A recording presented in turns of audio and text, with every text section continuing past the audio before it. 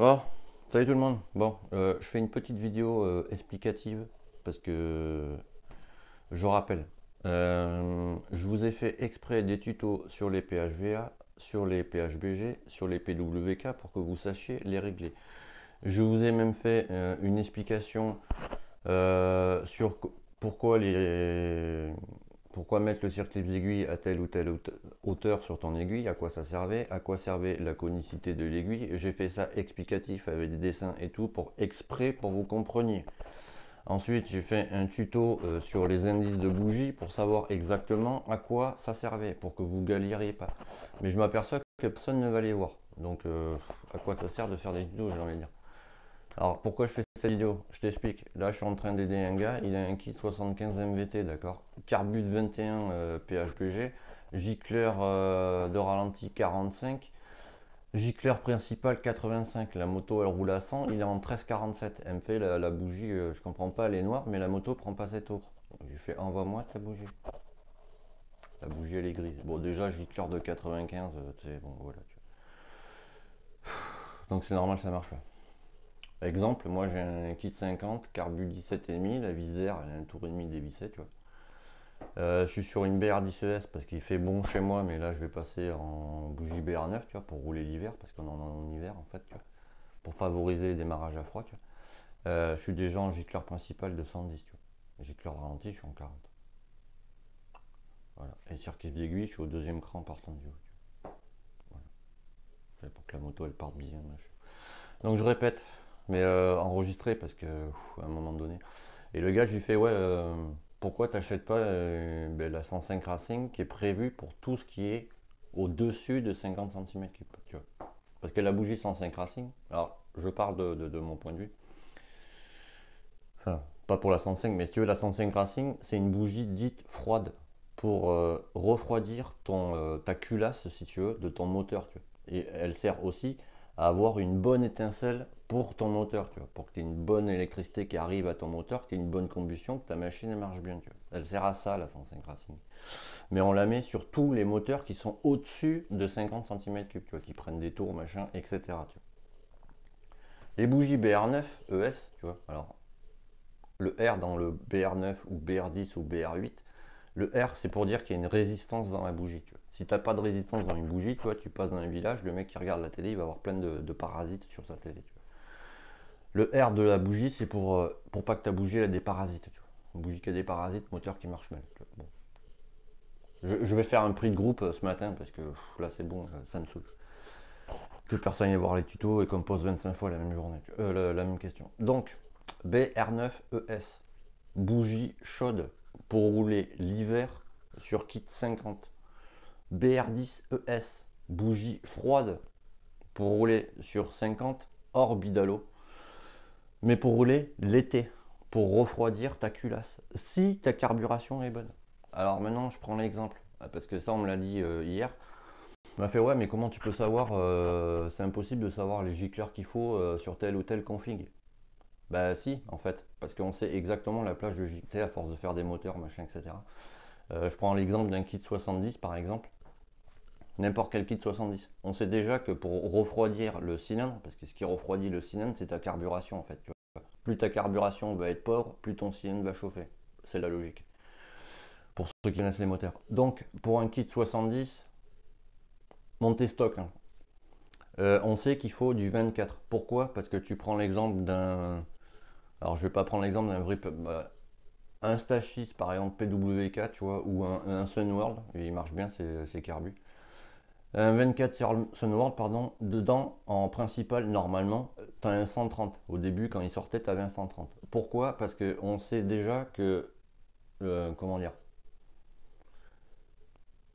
La plage va être entre 130 et 140 pour un 70, tu vois, monter stock ou enfin voilà. Voilà, parce que si tu mets un injecteur de 95, parce que le gars il a un 21 PHBG déjà. Alors moi je pars de mon principe, hein. Je sais pas comment les jeunes réfléchissent maintenant, tu vois, mais parce que ça je le vois assez souvent, tu vois. De mon époque, tu vois, j'ai 44 ans, je te le dis. Hein. Donc quand on mettait un kit, c'est justement pour griller ses potes, tu vois, pour marcher mieux. Tu vois. Donc forcément, Si tu mets par exemple un kit 70, il faut que tu mettes des clapets V-Force et un carbu 24. Tu vois. Déjà, ton admission, elle va être en relation avec ton moteur, ça veut dire qu'il va pas chauffer, machin, etc. Si tu mets un gicleur, principal bien, etc. C'est-à-dire que pour un 70, par exemple, tu mets un gicleur de ouais, 135, 140, en gicleur de ralenti, tu mets du 40, du 45. C'est ce qui marche le mieux, tu vois, pour pas consommer et marcher, tu vois. Et ton circuit d'aiguille, tu le mets au deuxième cran du haut, tu vois. Ça, c'est une valeur sûre, ça marche, tu n'auras jamais de casse avec une 105 Racing, tu vois. Et le fil antiparasite Racing de 5 ohms qui va avec la bougie, tu vois. Parce que lui, si tu veux, l'antiparasite Racing 5 ohms, il sert à conduire la bonne électricité à ta bougie qui, elle, te renvoie la bonne électricité, si tu veux, la bonne étincelle pour que tu aies une bonne combustion, tu vois. Comme ça, tu as une bonne combustion, ta machine marche bien, etc. Tu vois. Mais voilà, et le gars me sort, ouais, mais une 105 Racing, ça vaut 10 euros, plus les frais de port, ça vaut trop cher. Mais quand tu as commandé ton moteur, tu prenais déjà la 105 Racing. Au pire, tu prenais une bougie BR10 pour le temps de faire tes réglages, ton rodage, machin, etc. Et la 105, tu la poses, voilà. Mais tu vois, je prends l'exemple du 86 que j'ai fait, tu vois, ou le 80 à papy que j'ai fait, machin, etc. Mais déjà, quand tu montes un moteur, quel qu'il soit, hein, que ce soit 50, 70, bon, à part origine, mais quel qu'il soit, tu vois, faut que tu fasses 3 chauffes en statique, tu vois. Pour déjà voir si tu as déjà réglé ton réglage de ralenti, tu vois. Ton gicleur de ralenti, tu vois. Faut faire 3 chauffes en statique, tu vois. Première chauffe, t'attends que le moteur il chauffe, machin, dès que le moteur il chauffe, boum, tu le coupes. Deuxième pareil, troisième pareil, tu vois. Voilà, pour vérifier si tout est bien avant de faire un roulage. Tu vois. Si le montage en amont est bien été fait, je te passe tous les détails. Et le gars me sort, ouais, la bougie elle vaut 10 euros. Mais attends, mais tu viens de mettre 300 balles ou je sais pas combien dans ton moteur, tu vois. Moi je pars du principe que je sais pas comment vous pensez, mais moi je pars du principe que tu achètes une configuration, tu vois, quelle qu'elle soit, tu vois. Il faut que tous les paramètres soient en alliance, tu vois, pour déjà bien marcher, pas serrer tous les 4 matins, parce que j'en ai un autre aussi, là, il a serré 2 moteurs en 2 mois, je sais pas comment c'est possible. Enfin bref. 75 MVT, carbu 21 HBG, gicleur 95, la moto roule à 100, il est en 1347, bougie grise. Le gars me sort, les bougies Bernaf, ouais. Le gars me sort, ouais, la moto elle roule qu'à 100. Bah écoute, moi j'ai un kit 50, carbu 17,5, clapet de top air. Moi j'ai préparé les transferts pour mon 50, tu vois. Je suis déjà en 110 en gicleur, tu vois. Et moi je roule à 100, tu vois. Parce que là, faut que je change la bougie, je suis en BR10, faut que je passe sur une BR9, tu vois. Mais je suis en 50, tu vois. Et je prends, avec cet été, je prenais 105 avec. Je suis en 12,47, tu vois. Voilà. Bah, je sais pas quoi dire à ça, tu vois. Mais voilà, moi, si tu veux, sur ma config, tous les paramètres, comment dire, sont faits pour que le cylindre développe le maximum qu'il peut développer, tu vois. Pour qu'il marche bien, pour pas qu'il chauffe, etc. Et c'est un moteur à lui, hein. Je fais 25 km par jour avec. Bah, il a pas cassé, rien, pas de serrage, que dalle. Je roule à 2% et demi, tu vois, la motule. Pas de pré-serrage, rien. Ma segmentation, mon piston, tu vois, là, je suis arrivé à 5000 km. Bah, je l'ai changé, tu vois. Voilà. On refait un petit rodage de piston parce qu'il faut 50 km, tu vois. C'est bon. Ça casse pas. Mais bon, si tu prends un 75 MVT qui me faut un gicleur 95 et que tu me dis ouais je comprends pas, elle roule à 100, elle prend pas ses tours, ben ouais t'es pas assez riche quoi, c'est tout. Mais ça c'est pareil, j'ai fait plein de tutos là-dessus, donc allez les voir parce que j'en ai marre de répéter 25 000 fois les mêmes choses. C'est comme le PHBG, VHST ou PHBL, ça serait que pareil, c'est une vis de richesse. La vis en fait, faut la voir comme une porte, tu vois. Plus tu vas la visser, tu vois, plus tu vas ouvrir ta porte et plus le flux de ton gicleur de ralenti, tu vois, l'essence, si tu veux, de ton gicleur de ralenti, va être grande. Plus tu vas la fermer, plus ça va fermer l'arrivée que débite ton gicleur de ralenti. Tu vois. Ça gère le ratio d'essence, si tu veux. Quand c'est une visière, ça règle le ratio d'air. Mais voilà quoi. Tu vois, il y a un autre truc aussi que je vois assez souvent. Les gars, ils mettent des kits 70. avec un carbu 19? La réponse est ouais, c'est pas je veux pas consommer. Ben non, justement, c'est là où tu vas consommer parce que ton carburateur, il va falloir que tu lui mettes, toi, des gicleurs de 140 dedans pour justement marcher, tu vois. C'est là où tu vas consommer en fait. Parce que si tu veux, chaque configuration, tu vois, chaque configuration qui a été faite, tu vois, on sait qu'il faut la mettre avec tel ou tel carbu, justement pour qu'elle marche et pour pas qu'elle consomme. Tu vois. Sans préparation, je te parle, stock. Tu prends un kit 50 top perf par exemple. Alors pas les Carenzi, parce que les Carenzi, les pistons ils sont en 40 mm. Tu vois. Les top perf ils sont en 40 environ, les Polini sont en 40,25, les 50 je parle de base. Donc on sait déjà que pour que ça marche, tu vois, tu peux mettre un 17,5, tu vois. Mais si tu veux vraiment que ça marche, tu prends un 21 PWK. Parce que c'est un boisseau plat, tu vois. Dès que tu vas accélérer, ça part, tu vois. Et là, du coup, ben, on sait qu'on va être sur des gicleurs de ouais, 110, 115, comme moi, même voire moins. Donc du coup, économie, mais tu marches mieux, tu vois. Et en plus, tu gagnes, tu vois. À ça, tu mets un MVT ou autre chose, tu vois. T'es pas obligé de le caler à 0,40, hein. Tu peux mettre un peu plus, tu vois. Un peu plus d'avance, tu vois. Bah là tu vas marcher. Mais c'est pareil, quand tu mets de l'avance, tu vois, faut enrichir par derrière. Parce que le fait de mettre de l'avance à l'allumage, ça appauvrit ta machine. Tu vois. Mais pour rouler tous les jours, tu vois, all day, endurance, et je passe les nouveaux noms, tu sais, que vous vous donnez là, bah, du coup ça appauvrit ta machine, tu vois. Donc faut enrichir par derrière pour rouler tous les jours, tu vois.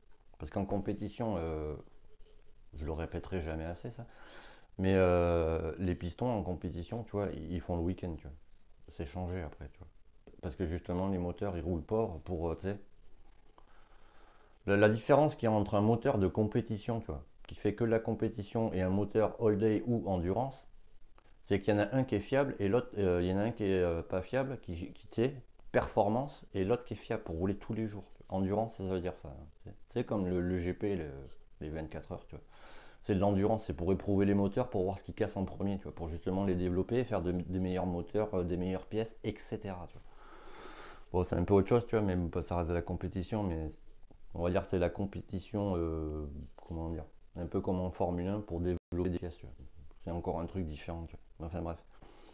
Mais des moteurs compétition, tu vois, par exemple, tu prends un 50 Bidalo, par exemple, tu vois, moteur compétition.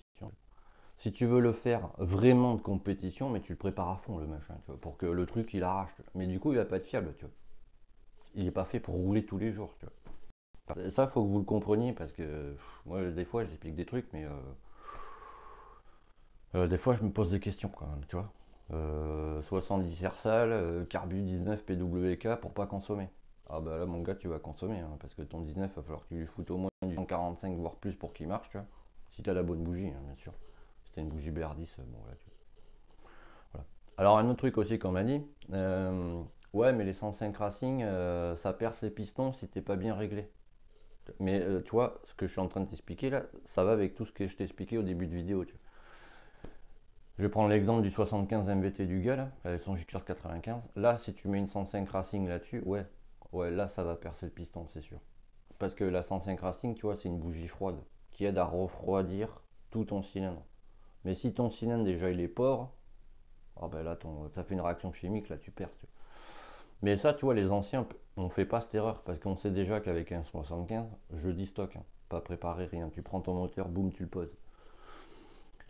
On sait déjà qu'il faut un gicleur ouais, 240 avec un 2DE plus loin 140, tu vois. Un gicleur ralenti là du coup de 45 sur un carbu de 24 pour pas tout péter, tu vois. Voilà. Là, tu mets une 105 Racing, il t'arrivera jamais rien. Tu vois, c'est ça, il faut que vous le compreniez en fait. Pour chaque cylindre, en fait, tu as un carbu qui est prévu avec, tu vois, pour justement pas consommer, marcher, etc. Tu prends un kit 70, tu mets un carbu 17,5 dessus, je te raconte même pas comment tu vas consommer, tu vois. Parce qu'il faut des gicleurs de 140, la limite sur un 17,5 c'est 122, tu vois. Donc ton carbu va être tout le temps en train de débiter de l'essence pour justement refroidir ton cylindre, donc là tu vas consommer à mort. Alors que tu mets, tu vois, je prends l'extrême pour que tu comprennes, tu vois. Alors tu mets un 24 sur le 70, tu vas être sur du 140, mais vu que le carbu il est plus gros, tu vois qui va envoyer l'essence qu'il faut, tu vois, il va pas tout le temps en train de débiter, tu vois, parce qu'il est fait exprès, tu vois. Voilà, mais ça, faut que vous le compreniez parce que j'ai fait des tutos explicatifs, donc je vous invite à aller voir dans la vidéo, tu vois. J'ai même refait les playlists exprès pour que vous galériez pas à chercher. Tu vois. Donc moi après je pars du principe que voilà, tu vois, il n'y a pas longtemps pareil, on m'a dit ouais j'ai un 70 Athena, ça marche pas. Ouais, quand le gars m'a dit sa config, bon ben, c'est normal que ça marche pas, tu vois, c'est la logique. Tu vois. Il faut que tout soit en raccord, sinon ça ne marchera jamais. Tu vois. Tous ceux qui mettent des BR9 sur vos 70, foutez-y une BR8, tu vas voir, ta bougie elle va être noire. Mais c'est parce que la bougie en fait elle prend capacité pour ce moteur, tu vois. Donc elle n'arrive pas à brûler le mélange. C'est pas plus compliqué. Tu vois. Enfin voilà, mais ça faut que vous le compreniez parce que moi j'explique tous les jours la même chose, tu vois, alors que ben, j'ai fait des tutos là-dessus, tu vois, j'ai fait un tuto bougie, j'ai fait un tuto réglage carbu, PHBG, PWK, etc. J'ai bien tout détaillé sur plusieurs épisodes pour bien tout expliquer. Les indices bougie, à quoi ça sert, pourquoi on met ça, machin, etc. Le jeu à la coupe des segments, tu vois, même sur un cylindre comme ça, tu vois, par exemple. Il faut faire le jeu à la coupe segment, tu vois. Faut pas faire confiance, tu vois. Parce que si jamais ton jeu à la coupe segment, il n'y a pas assez d'écart entre tes segments, il suffit que ta carburation elle soit un peu pauvre, ton cylindre il chauffe, t'éclates ton moteur. Parce qu'il y a pas longtemps, il y a un gars je lui ai donné un conseil. Bon après, ceux qui commencent à m'envoyer chier, tu comprends. Je ne les aide pas, ils se démerdent. Tu vois, il avait des traces au niveau des transferts échappants. Tu vois. Je lui ai dit, ben ça en fait, tu peux, tu sais, je reviens là-dessus à chaque fois, hein, à force de faire des moteurs, tu sais. T'as le transfert échappement, tu vois. Il y avait 2 traces tout le long, tu vois. Bon, signe déjà que ça a chauffé. Les 2 traces, c'est quoi? C'est le jeu à la coupe qui n'a pas été fait, tu vois.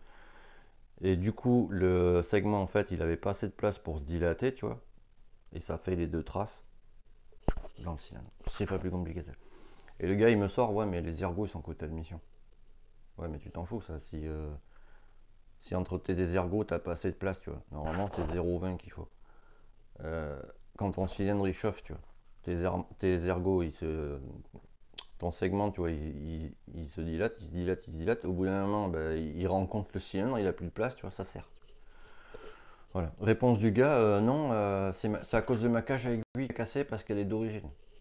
Bah écoute, moi je mets des cages à aiguille d'origine, c'est des Polini parce qu'elles sont en argent, tu vois, donc du coup ça crée moins de chauffe.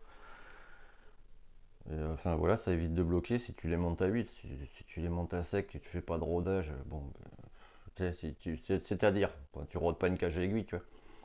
Mais si tu montes ta cage à aiguille, ton piston, machin, et puis que tu démarres, tu roules comme un Fanjo, bon, mais ça casse, tu vois, c'est pas plus compliqué, tu vois. Moi, j'ai un gars, il a un 70, tu vois, stage 6, il va se reconnaître. Le vilebrequin, tu vois, c'est un vilebrequin à 70 balles, tu vois. Ben, la machine, elle marche très bien, tu vois. Parce qu'il lui tape pas comme un sauvage à froid dedans, tu vois, voilà, tu vois. Je sais pas comment la cage à aiguille, elle sert juste de liaison entre l'axe du piston et la bielle. C'est un roulement, ça sert juste à ça. Mais si tu montes ton roulement à sec et que tu roules comme un sauvage, que ton jeu à la coupe tu le fais pas, bon ben ça casse. Hein. Enfin, c'est comme tout quoi. Bon voilà. Et alors pour la bougie, tu vois, pour savoir comment lire ta bougie, je recommence. Le contour de la bougie, tu vois, il faut qu'il soit noir comme ça, tu vois. Il faut qu'il soit noir sec. Noir sec, ça veut dire que ton gicleur de ralenti, c'est le bon. Et il faut que le milieu de ta bougie et l'électrode, tu vois. Alors le milieu de la bougie, il faut qu'il soit marron comme ça, tu vois.